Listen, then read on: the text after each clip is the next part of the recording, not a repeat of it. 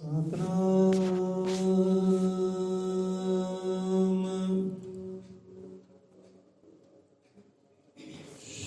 वाल्मीकि साहिब जी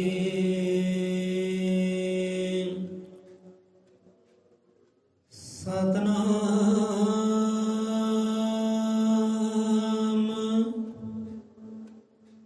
श्री वाल्मीकि साहिब जी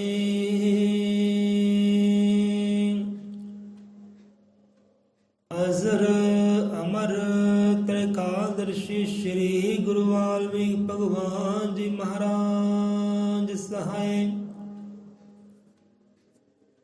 सतगुरु ज्ञान ना सतगुरु हरि ना सतगुरु कीर्त ना शब्द गुरु महाराज सहाय।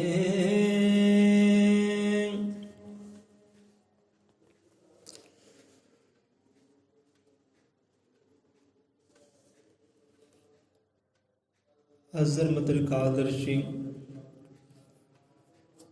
श्री गुरु वाल्मीकि भगवान जी महाराज शब्द गुरु महाराज संत भगत रहबर पीर पैगंबर औड़िए अपने जीवां दे दाता जी अंग संग सहाई होण। सो रब दे नाम दा ओट आसरा धरदिया होया गुरां दे नाम दा ओट आसरा लैंदिया होया अज दी शब्द विचार साध संग आरंभ करते हैं।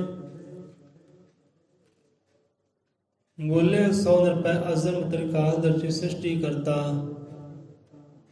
वाल्मीकि दयावान जी की जय, संतां भगतां की जय, सतगुर दे श्रद्धालुआं दी सदा सदा संसार चो जय होवे। गुरु दरगाह दे अंदर विराजी संगत रब दे प्यारे नूं कोट प्रणाम है। सो घरां विच साजी विराजी संगत नूं कोट प्रणाम है। रब दे जीवां दे हिरदे अंदर वस रही जोत अगम्मी ईश्वरी नूं कोट प्रणाम है। दादा जी अपने बच्चे दा प्रणाम कबूल करन।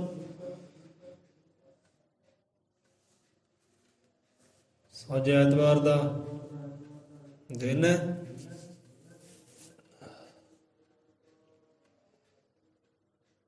अरदास नूं लैके आपां विचार कीती है। जो नित रोज़ आपां अरदास गाउंदे हां कि अरदास में भगवान जी, उस तो पहला ਉਹਦੇ इतिहासक तत्त साझे करते हैं जिस विच परम पिता परमात्मा गुरुदेव की सिफत सलाह आउंदी है, करनी आउंदी है। सो अज और शब्दों के विचार करते हैं कि शब्दों में ही कोई समझाया गया है जीवन नूं। वैसे गुरुआं दे शब्द है, संतां दे शब्द है, उसकी विचार करनी बड़ी औखी जी है क्योंकि शब्दों में गुरुआं पीरां रहबरां ने संतां ने अपना पूरा जीवन निचोड़िया हुंदा है। रब दे प्यारा जीवन जिहड़ा हुंदा ना वो शब्दों में निचड़िया होंदा है, समाया होंदा अपना जीवन उन्होंने। पर उन्होंने जीवन का बयान करना, भेद नूं पाउणा, समझना, विचार करनी बड़ी औखी गल है। सो दाता जी मत समत बख्शी करन। सौंदा है श्री वाल्मीकि त्रैलोक में। सो ये कथा कहानी अंदर साखी अंदर पाठ के अंदर शब्द के अंदर इतिहास की गल आउंदी है, गुरां दी करनी की गल आउंदी है। किदां रब, किदां भगवान, किदां गुरुदेव, किदां कालपुरख वादिपुरख परमात्मा आदि कवि इस संसार ते आए, क्यों आए, वो सारी कथा कहानी आउंदी है छोटे जे साखी के अंदर। हुण ते श्री वाल्मीकि त्रैलोक में, हुण श्री वाल्मीकि त्रैलोक में गाजित पे आनंद। श्री वाल्मीकि त्रैलोक में गाजित पे आनंद। त्रैलोक ਹੁਣ ਇੱਥੇ ਤ੍ਰੈ ਲੋਕ ਦੀ ਗੱਲ ਆਈ ਹੈ, ਤਿੰਨਾਂ ਲੋਕਾਂ ਦੀ ਗੱਲ ਆਈ ਹੈ। ਹੁਣ ਤਿੰਨ ਲੋਕ ਹੀ ਨਹੀਂ ਹੈ ਇੱਥੇ, ਬਾਣੀ ਅੰਦਰ ਅਨੇਕਾਂ ਲੋਕਾਂ ਦਾ ਜ਼ਿਕਰ ਆਉਂਦਾ ਹੈ। 7 ਲੋਕ ਦਾ ਜ਼ਿਕਰ ਵੀ ਆਉਂਦਾ ਹੈ, 14 ਲੋਕ ਦਾ ਜ਼ਿਕਰ ਵੀ ਆਉਂਦਾ ਹੈ, ਤੇ ਲੱਖਾਂ ਦਾ ਵੀ ਆਉਂਦਾ ਹੈ ਕਿ ਲੱਖਾਂ ਹੀ ਹੈ।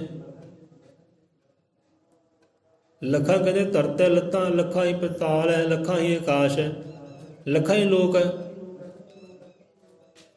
ਪਰ ਇੱਥੇ ਤਿੰਨਾਂ ਲੋਕਾਂ ਦਾ ਜ਼ਿਕਰ ਕੀਤਾ ਹੈ। ਤਿੰਨ ਲੋਕ ਕਿਹੜੇ ਹੈ? ਧਰਤ, ਆਕਾਸ਼, ਪਤਾਲ। ਧਰਤ, ਆਕਾਸ਼, ਪਤਾਲ, ਇਹ ਤਿੰਨ ਲੋਕਾਂ ਦਾ ਜ਼ਿਕਰ ਕੀਤਾ ਹੈ। ਲੋਕ ਬਹੁਤ ਹੈ, ਲੱਖਾਂ ਹੀ ਹੈ ਕਹਿੰਦੇ। ਇੱਥੇ ਸਾਨੂੰ ਕਹਾਣੀ ਚੇਤੇ ਆ ਰਹੀ ਹੈ, ਪਰ ਲੰਬਾ ਹੋ ਜਾਏਗਾ, ਪਰ ਸਮਝੋ ਲੱਖਾਂ ਹੀ ਹੈ ਭਾਈ। ਜਿੱਦਾਂ ਜਿੱਦਾਂ ਕਿਸੇ ਨੇ ਵੇਖੇ ਨਾ, ਉੱਦਾਂ ਉੱਦਾਂ ਹੁਣ ਬਿਆਨ ਕਰ ਦਿੱਤਾ।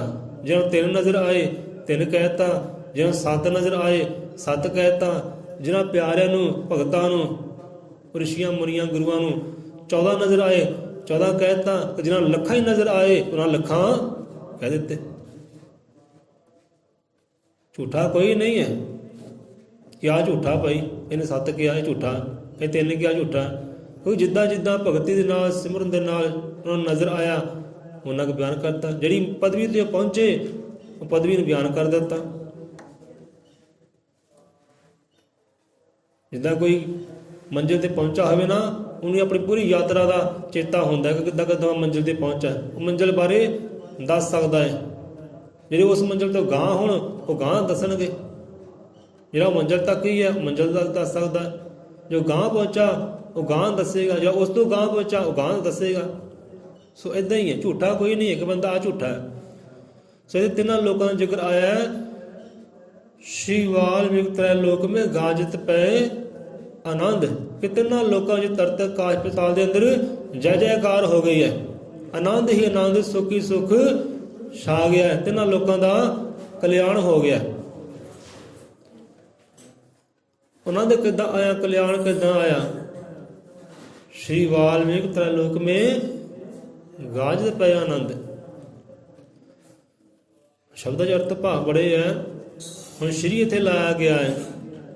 ਕੌਮੀ ਗ੍ਰੰਥ ਦੀ ਬਾਣੀ ਅੰਦਰ ਵੀ ਕਈਆਂ ਅੰਗਾਂ ਤੇ ਸ਼੍ਰੀ ਵਾਲਮੀਕ ਜ਼ਿਕਰ ਆਉਂਦਾ ਹੈ। ਹੁਣ ਸ਼੍ਰੀ ਤੋਂ ਆਪਾਂ ਲੈ ਲਈਏ ਕਿ ਅਦਬ ਸਤਿਕਾਰ ਹੈ ਭਾਈ।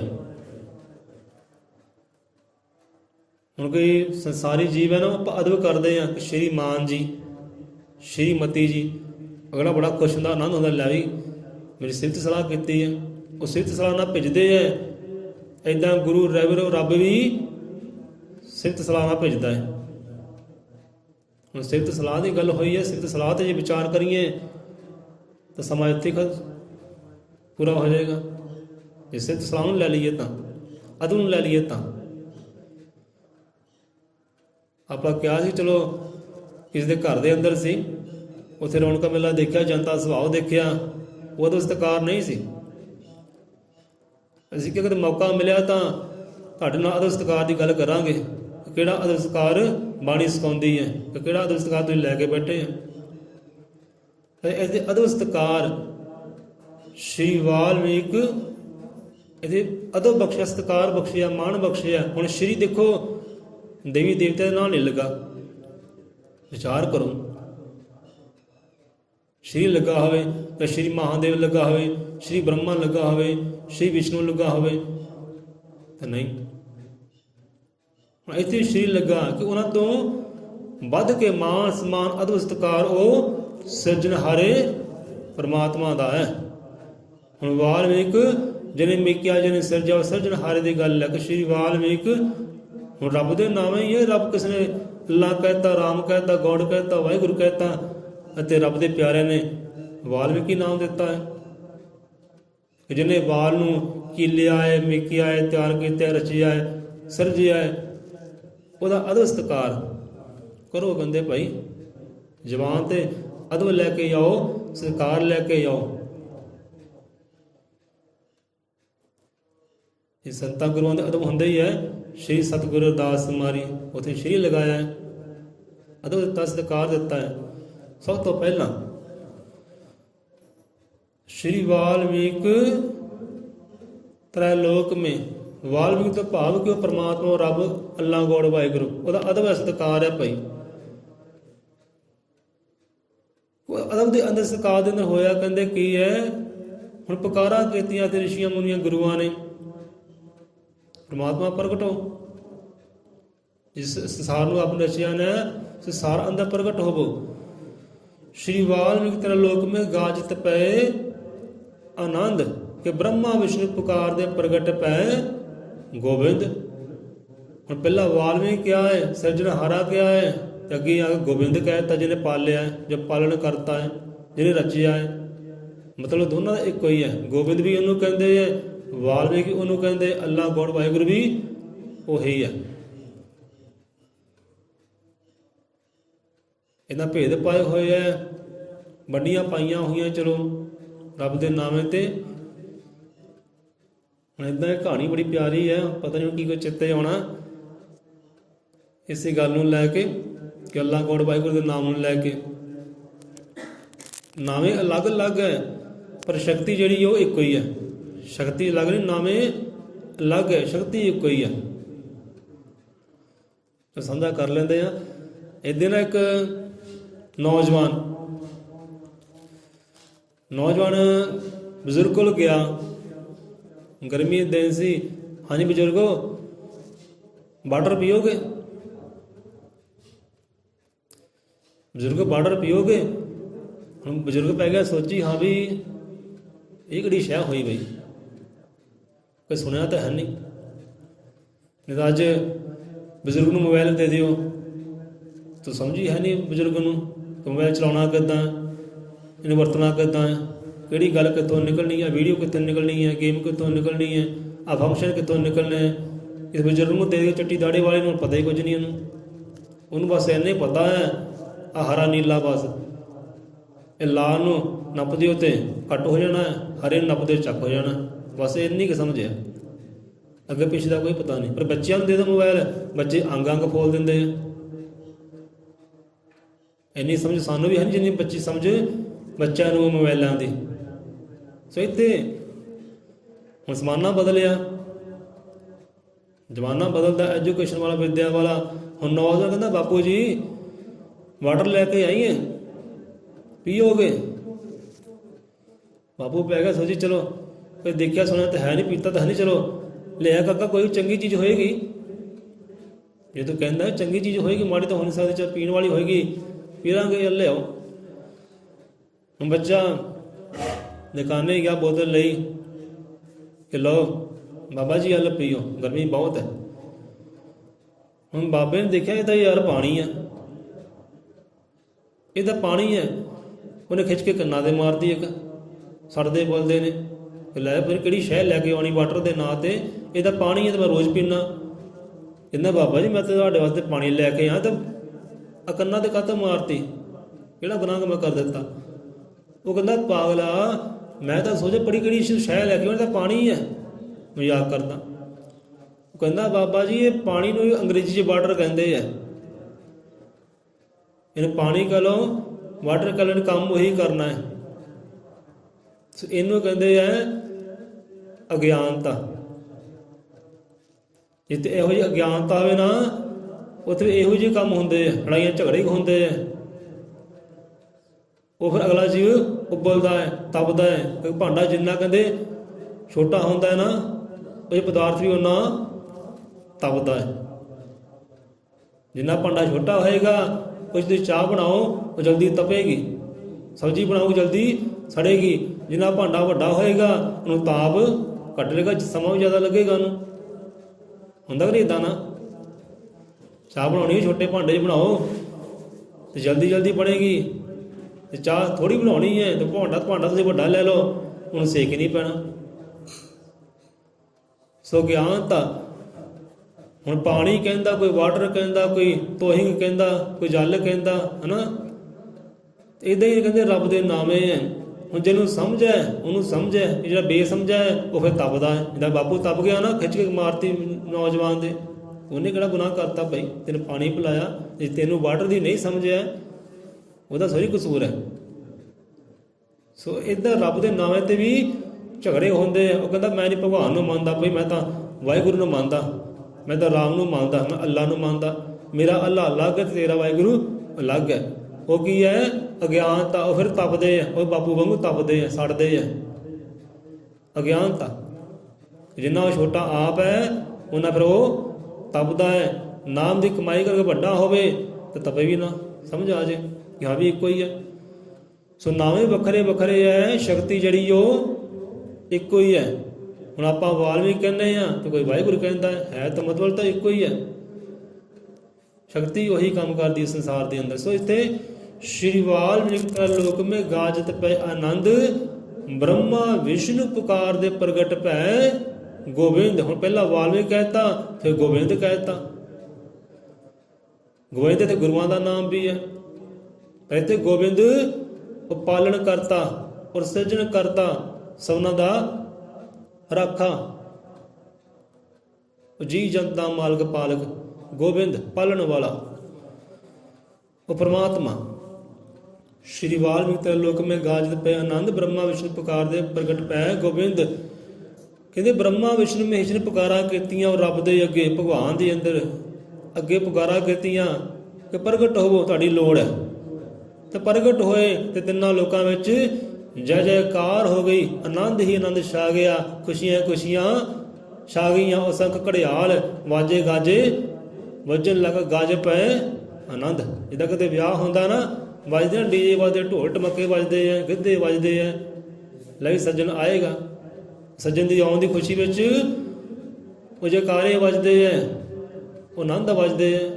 ਹੁਣ ਇੱਥੇ ਪ੍ਰਮਾਤਮਾ ਆਪ ਪ੍ਰਗਟ ਹੋ ਰਿਹਾ ਹੈ, ਆਨੰਦ ਛਾ ਗਿਆ ਤਿੰਨਾਂ ਲੋਕਾਂ ਵਿੱਚ। ਤਿੰਨਾਂ ਲੋਕਾਂ ਵਿੱਚ ਧਰਤ ਕਾਜ ਵਿੱਚ ਜੈ ਜੈਕਾਰ ਹੋ ਰਹੀ ਹੈ, ਨਗਾਰੇ ਵੱਜ ਰਹੇ ਆ, ਘੜਿਆਲ ਵੱਜ ਰਹੇ ਆ ਕਿ ਬ੍ਰਹਮਾ ਵਿਸ਼ਨੂੰ ਮਹੇਸ਼ ਨੇ ਉਹ ਰੱਬ ਅੱਗੇ ਪੁਕਾਰ ਕੀਤੀ ਕਿ ਪ੍ਰਗਟ ਤੁਹਾਡੀ ਲੋੜ ਹੈ।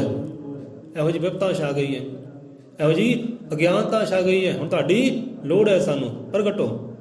ਸ਼੍ਰੀ ਵਾਲਮੀਕ ਤਰਲੋਕ ਮੇਂ ਗਾਜਤ ਪੈ ਆਨੰਦ, ਬ੍ਰਹਮਾ ਵਿਸ਼ਨੂੰ ਪੁਕਾਰ ਦੇ ਪ੍ਰਗਟ ਪੈ ਗੋਬਿੰਦ। ਪ੍ਰਗਟੇ ਫਿਰ ਗੋਬਿੰਦ, ਫਿਰ ਆਪ ਪ੍ਰਗਟ ਹੋਇਆ।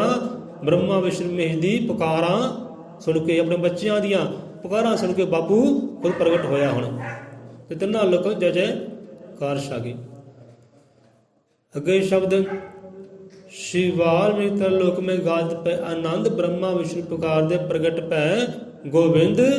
ਤੀਨ ਲੋਕ ਜਸ ਕਰਨ ਕੋ ਸੰਤਨ ਕਰੀ ਪੁਕਾਰ। ਕਿ ਤਿੰਨਾਂ ਲੋਕਾਂ ਦੀ ਧਰਤ ਆਕਾਸ਼ ਪਾਤਾਲ ਦੇ ਕਲਿਆਣ ਦੀ, ਦੇਖ ਰੇਖ ਸੰਭਾਲ ਦੀ,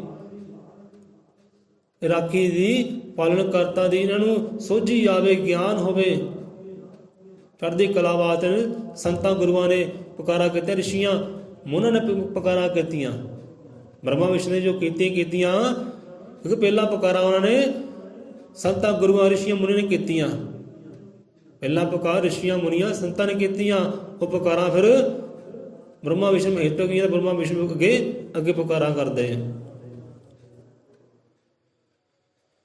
श्री वाल्मीकि तरलोक में गाजत पे आनंद, ब्रह्मा विष्णु पुकार दे प्रगट पे गोविंद। तीन लोक जस करण को, तीन लोक जस करण को, जस भाव कल्याण, कि तिन्हां लोकां दे कल्याण वास्ते उन्होंने बेनतियां कीतियां, दासां कीतियां परमात्मा अगे। तीन लोक जस करण को, संतन करी पुकार, संतां ने पुकारां कीतियां, ऋषियां मुनियां ने पुकारां कीतियां उस परमात्मा अगे। तीन लोग जस कर को संतन करी पुकार, कि इंद्रापुरी पताल में हो रही जय जयकार। हुण इंद्रापुरी राजा इंद्र, ਉਹਦਾ ਆਪਣਾ ਘਰ ਹੈ, ਉਹਦਾ ਆਪਣਾ ਗ੍ਰਹਿ ਹੈ, ਆਪਣੀ ਪੁਰੀ ਹੈ, ਉਹਦੀ ਪੁਰੀ ਨੂੰ ਕਹਿੰਦੇ ਆ ਘਰ। ਹੁਣ ਆਪਣੇ ਘਰ ਦੇ ਵਿੱਚ ਉਹ ਇੰਦਰ ਵੀ ਜੈ ਜੈਕਾਰ ਕਰਦਾ, ਉਹ ਵੀ ਪੁਕਾਰਾਂ ਕਰਦਾ, ਉੱਥੇ ਵੀ ਬਾਜੇ ਗਾਜੇ ਵੱਜ ਰਹੇ ਆ। ਪਤਾਲ ਲੋਕ ਦੇ ਅੰਦਰ ਵੀ, ਧਰਤੀ ਦੇ ਥੱਲੇ ਜਿਹੜਾ ਲੋਕ ਹੈ, ਧਰਤੀ ਅੰਦਰ ਕਹਿੰਦੇ 7 ਲੋਕ ਹੈ, 7ਵਾਂ ਲੋਕ ਪਤਾਲ ਲੋਕ ਹੈ। ਪਤਾਲ ਲੋਕ ਦੇ ਅੰਦਰ ਵੀ ਜੈ ਜੈਕਾਰ ਹੋਈ, ਉੱਥੇ ਪੁਕਾਰਾਂ ਗੂੰਜਾਂ ਗੂੰਜਦੀਆਂ। ਤਿੰਨਾਂ ਲੋਕਾਂ ਦੇ ਕਲਿਆਣ ਵਾਸਤੇ ਸੰਤਾਂ ਨੇ ਪੁਕਾਰਾਂ ਕੀਤੀਆਂ, ਤੇ ਸਾਰਾ ਹੁਣ ਸੰਸਾਰ ਹੀ ਪੁਕਾਰਾਂ ਕਰਦਾ ਹੈ। ਸੰਤ ਨੇ ਪੁਕਾਰ ਕੀਤੀ ਤੇ ਸਾਰੇ ਪੁਕਾਰਾਂ ਕਰਦੇ, ਸਾਰੇ ਅਰਦਾਸਾਂ ਕਰਦੇ ਕਿ ਮਹਾਰਾਜ ਗੁਰਦੇਵ ਜੀਓ, ਭਗਵਾਨ ਜੀਓ, ਪ੍ਰਗਟੋ, ਤੁਹਾਡੀ ਲੋੜ ਹੈ।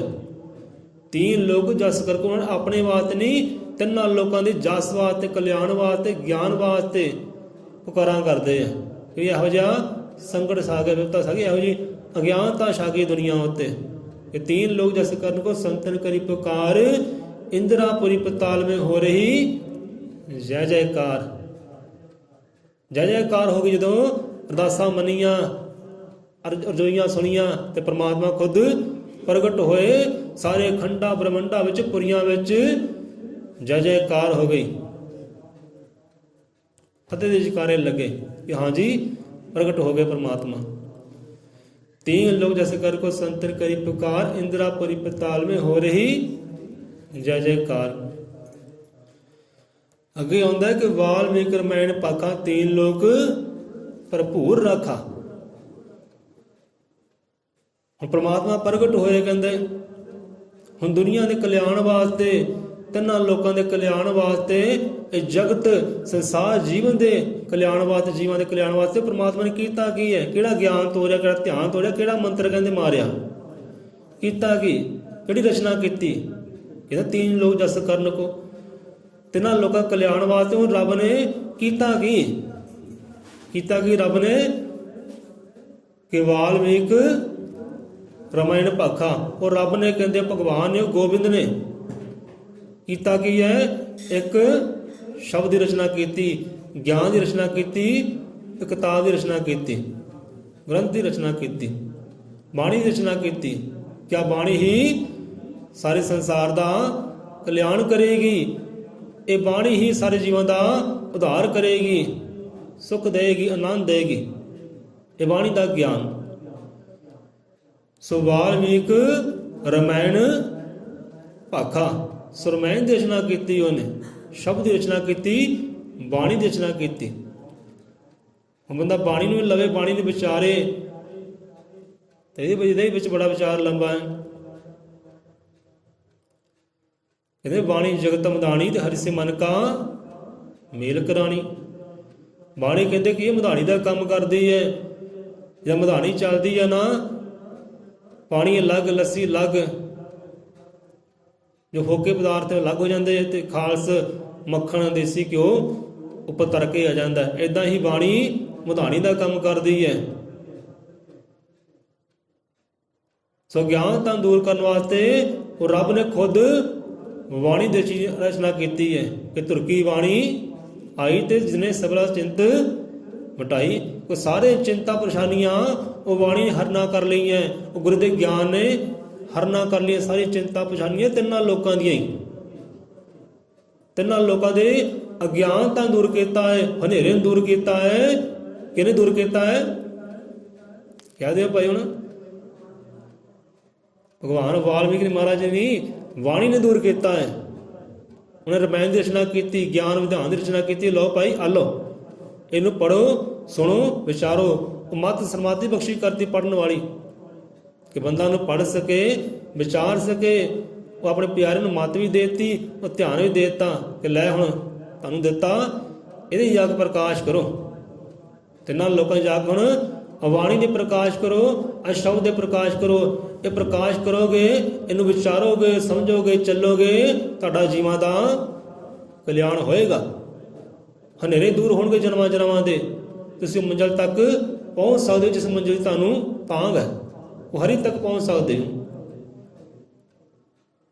कि वाणी जगत मदानी हरि से मन का मेल करानी। जे हरि नाल ही मेल मिलाप हो गए, ਜਿਹੜਾ ਸਾਰਿਆਂ ਦੁੱਖਾਂ ਨੂੰ ਹਰਨ ਵਾਲਾ, ਸਾਰੀ ਵਿਪਤਾ ਚਿੰਤਾਵਾਂ ਨੂੰ ਹਰਨ ਵਾਲਾ, ਉਹਦੇ ਨਾਲ ਮੇਲ ਮਿਲਾਪ ਹੋ ਗਏ, ਫਿਰ ਪਿੱਛੇ ਦੁੱਖ ਕਿਹੜੇ ਰਹਿ ਗਏ? ਕਿ ਹਰੀ ਦੇ ਨਾਲ ਮੇਲ ਮਿਲਾਪ ਕਰਾਉਣ ਵਾਲੀ ਉਹ ਜੁਗਤੀ ਹੈ, ਢੰਗ ਹੈ, ਉਹ ਗਿਆਨ ਹੈ, ਗੁਰੂ ਦੀ ਬਾਣੀ, ਮਹਾਰਾਮਾਇਣ ਦੀ ਉਹ ਗਾਥਾ। वाल्मीकि त्रैलोक में गाजत पे आनंद, ब्रह्मा विष्णु पुकार दे प्रगट पै गोविंद। कि तीन लोग जस कर्ण को संतन करी पुकार, इंदिरापुरी पताल में हो रही जय जयकार। वाल्मीकि रामायण पाखा तीन लोग भरपूर राखा, कि वही राखी कर दी है भाई। तिन्ना लोगों की देख रेख संभाल वो वाणी ही राखी कर दी है, वो शब्द ही राखा सबना दा। कि तू मेरा राखा, तू मेरा राखा, तू मेरा राखा, ਸਭਨੀ ਥਾਈ। ਸ਼ਬਦ ਦੀ ਰਾਖਾ ਹੈ ਭਾਈ, ਜਿਹੜੀ ਸਾਨੂੰ ਗੁਰੂਆਂ ਨੇ ਬਾਣੀ ਦਿੱਤੀ ਹੈ ਨਾ, ਜੋ ਸ਼ਬਦ ਦਿੱਤਾ ਹੈ ਉਹ ਸ਼ਬਦ ਹੀ ਤੁਹਾਡਾ ਰਾਖਾ ਹੈ। ਕਿਉਂਕਿ ਬਾਣੀ ਅੰਦਰ ਸ਼ਬਦ ਅੰਦਰ ਉਹ ਆਪ ਰਮਿਆ ਹੋਇਆ, ਸਮਾਇਆ ਹੋਇਆ, ਇਹ ਰਚਨਾ ਉਹਦੀ ਹੈ। ਜੇ ਜੀਵ ਰਚੇ ਹੈ, ਜੀਵ ਅੰਦਰ ਵੀ ਵਿਰਾਜਮਾਨ ਹੈ। ਜੇ ਉਹਨੇ ਬਾਣੀ ਦੀ, ਕਹਾਣੀ ਦੀ, ਅੱਖਰ ਦੀ, ਸ਼ਬਦ ਦੀ ਰਚਨਾ ਕੀਤੀ ਹੈ, ਨਾਮ ਤੋਰਿਆ ਨਾ, ਉਹ ਨਾਮ ਦੇ ਸ਼ਬਦ ਅੰਦਰ ਵੀ ਉਹ ਵਿਰਾਜਮਾਨ ਹੈ। ਸਾਡੇ ਕੋਲ ਕੀ ਹੈ? ਰੱਬ ਦਾ ਨਾਮਾ ਹੀ ਹੈ, ਸ਼ਬਦ ਹੀ ਹੈ, ਤੇ ਸ਼ਬਦ ਅੰਦਰ ਉਹ ਆਪ ਰਾਖੀ ਕਰਦਾ, ਸੰਭਾਲ ਕਰਦਾ। ਜਾਓ ਤੁਹਾਡੇ ਨਾਲ ਇਹ ਪਹਿਲਾਂ ਜਾਓ, ਇਹਨੂੰ ਜਾਓ ਪ੍ਰਕਾਸ਼ ਕਰੋ ਜਾ ਕੇ। ਵਾਲਮੀਕਿ ਰਾਮਾਇਣ ਪਕਾ तीन लोग ਭਰਪੂਰ ਰਾਖਾ ਕਿ ਸਿੱਧ ਮਨੀਸ਼ਰ ਗਾਮ ਦੇ ਗਣਪਤ ਵੇਦ ਪੁਰਾਣ शिव जी पै कैलाश में पार्वती ਕਰੇ ਧਿਆਨ। ਫਿਰ ਪਾਰਵਤੀ ਨੇ, ਮਹਾਦੇਵ ਨੇ ਬਾਣੀ ਦਾ ਕੀ ਕੀਤਾ ਹੈ? ਕੀ ਕੀਤਾ? ਧਿਆਨ ਕੀਤਾ ਹੈ। ਤੇ ਅਸੀਂ ਧਿਆਨ ਕੀ ਕਿਹਦਾ ਕਰਦੇ ਹਾਂ ਭਾਈ? ਸਾਡੇ ਧਿਆਨ 'ਚ ਕੌਣ ਹੈ?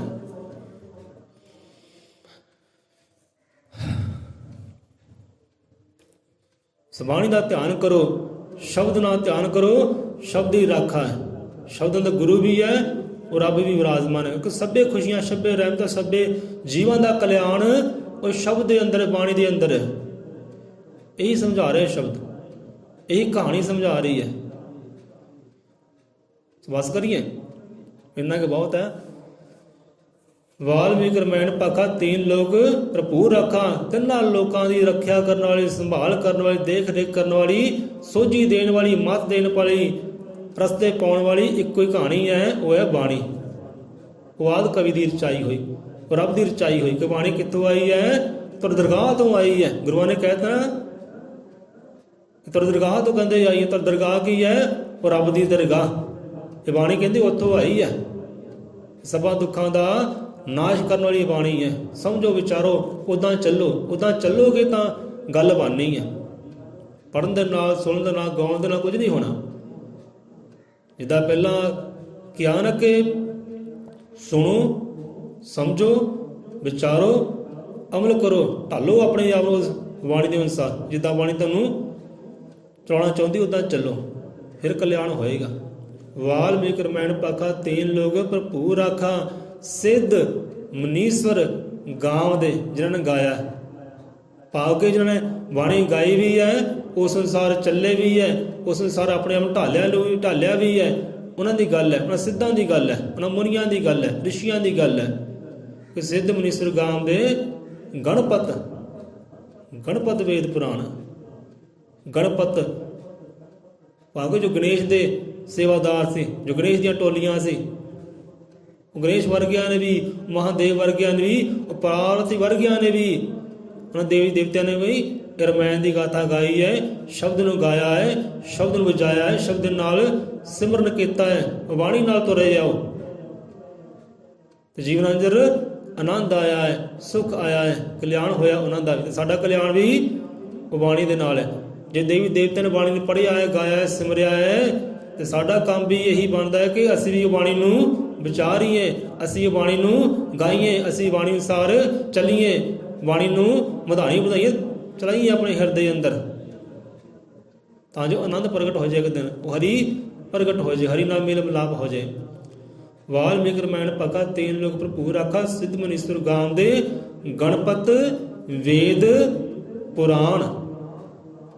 ਕਿਉਂਕਿ ਪੁਰਾਣ ਵੀ ਉਹਦੀਆਂ ਸਿਫਤਾਂ ਕਰਦਾ ਹੈ। ਜਿੰਨੇ ਸੰਸਾਰ ਦੇ ਵੇਦ ਗ੍ਰੰਥ ਹੈ ਨਾ, ਸਾਰੇ ਉਹਦੀਆਂ ਰਾਮਾਇਣ ਦੀਆਂ ਸਿਫਤਾਂ ਕਰਦਾ ਹੈ। ਨਹੀਂ ਤਾਂ ਇੱਦਾਂ ਕਰਿਓ, ਪਾਰਟੀ ਸਭਾ ਕੋ ਚਲੇ ਜਾਇਓ, ਜਿਹਦਾ ਸੱਚਾ ਹੋਏਗਾ ਉਹ ਤੁਹਾਨੂੰ ਦੱਸੇਗਾ ਰਾਮਾਇਣ ਦੇ ਬਾਰੇ।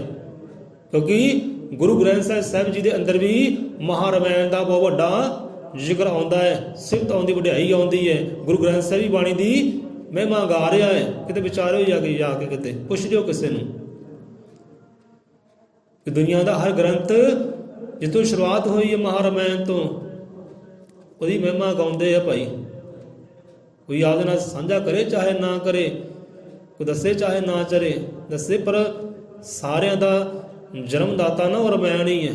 ਉੱਥੋਂ ਬਾਣੀ ਚੱਲੇ, ਉੱਥੋਂ ਕਹਾਣੀਆਂ ਚੱਲੀਆਂ, ਸਭ ਕੁਝ ਉੱਥੋਂ ਹੀ ਚੱਲਿਆ। ਵੇਦ ਸ਼ਾਸਤਰ ਗ੍ਰੰਥ ਸਾਰੇ ਉੱਥੋਂ ਹੀ ਚੱਲੇ। ਜੇ ਗੁਰੂ ਗਿਆਨ ਤੁਹਾਨੂੰ ਸਮਝਦੇ ਨੇ ਕਿ ਮਹਾਰਾਮਾਇਣ ਸਭਨਾਂ ਦੀ ਮਾਂ ਹੈ, ਬਾਕੀ ਸਾਰੇ ਉਹਨਾਂ ਦੇ ਧੀਆਂ ਪੋਤੀ ਹੈ। ਵਾਲਮੀਕਿ ਰਾਮਾਇਣ ਪਖਾ तीन लोग ਭਰਪੂਰ ਰਾਖਾ। ਸਿੱਧ ਮਨੀਸ਼ਵਰ ਗਾਮ ਦੇ ਗਣਪਤ ਵੇਦ ਪੁਰਾਣ। ਵੇਦ ਵੀ ਗਾਉਂਦੇ ਉਹਦੀ ਮਹਿਮਾ। ਮਹਾਰਾਮਾਇਣ ਦੀ, ਉਹਦੇ ਰਚੇਤਾ ਦੀ, ਕਿ ਸ਼ਿਵ ਜੀ ਪਏ ਕੈਲਾਸ਼ ਵਿੱਚ ਪਾਰਵਤੀ ਕਰ ਧਿਆਨ। ਸ਼ਿਵ ਜੀ ਆਪਣੇ ਕੈਲਾਸ਼ ਦੇ ਘਰ ਅੰਦਰ ਆਪਣੀ ਪੁਰੀ ਦੇ ਅੰਦਰ, ਸ਼ਿਵਪੁਰੀ ਵਿੱਚ ਕੈਲਾਸ਼ ਦੇ ਵਿੱਚ ਆਪਣੇ ਘਰ ਦੇ ਅੰਦਰ ਉਹ ਵੀ ਕੋਈ ਸ਼ਬਦ ਨਾਲ ਜੁੜਿਆ ਹੈ, ਬਾਣੀ ਨਾਲ ਜੁੜਿਆ ਹੈ। ਇਹ ਦੱਸਣਾ ਚਾਹਾਂਗੇ ਤੇ ਜਿਸ ਸੰਸਾਰ ਦੇ ਅੰਦਰ ਪ੍ਰਕਾਸ਼ ਕੀਤਾ ਨਾ ਬਾਣੀ ਦਾ, ਉਹ ਮਹਾਦੇਵ ਨੇ ਕੀਤਾ ਹੈ। ਤਿੰਨਾਂ ਲੋਕਾਂ 'ਚ ਉਹ ਸੇਵਾ ਜਿਹੜੀ ਨਾ ਮਹਾਦੇਵ ਨੂੰ ਮਿਲੀ ਸੀ, ਚਾਹ ਭਾਈ ਪ੍ਰਕਾਸ਼ ਕਰਦੇ ਬਾਣੀ ਦਾ ਜਾ ਕੇ। ਇਹ ਸੇਵਾ ਵੀ ਮਹਾਦੇਵ ਨੂੰ ਮਿਲੀ ਸੀ ਪਰਮਾਤਮਾ ਵਾਲਮੀਕੀ ਪਾਸੋਂ। ਇਹ ਬਾਣੀ ਦਾ, ਇਹ ਮਹਾਰਾਮਾਇਣ ਦਾ ਜਾ ਕੇ ਤਿੰਨਾਂ ਲੋਕਾਂ 'ਚ ਪ੍ਰਕਾਸ਼ ਕਰਦੇ। ਸੋ ਮਹਾਰਾਮਾਇਣ ਦੇ ਸ਼ਲੋਕ ਲੱਖਾਂ ਹੀ ਸੀ, ਹਜ਼ਾਰਾਂ ਹੀ ਸੀ, ਕਰੋੜਾਂ ਅਰਬਾਂ ਹੀ ਸੀ, ਪਰ ਤਿੰਨਾਂ ਲੋਕਾਂ ਦੀ ਵੰਡਣ ਦੇ ਨਾਲ ਉਹ 24,000 ਰਹਿ ਗਏ ਧਰਤੀ ਉੱਪਰ, ਬਾਕੀ ਵੰਡੇ ਗਏ ਸਾਰੇ। ਮਹਾਦੇਵ ਨੇ ਬਾਣੀ ਵੰਡੀ। ਸਵਾਓ शिव जी पे कैलाश में पार्वती करे ध्यान। जे पार्वती शिव जी ने बाणी का ध्यान किया है ना, उन्होंने कल्याण हो गया। ध्यान धर के बाणी के नाल साडा भी फर्ज बनता है, असली बाणी का ध्यान करिए, गुणगान करिए, पढ़िए, उन्होंने विचारीए, उन्होंने अपने विचार च लियाइए। कोई जीवन विचार ना बदलता है, ध्यान ना बदलता है, बेध्यानी हो के नहीं। सो बोले 100 रुपए अजर मतरिकाल दर्ची सृष्टि करता लेख दाता शब्द गुरु वाल्मीकि दयावान जी की जय।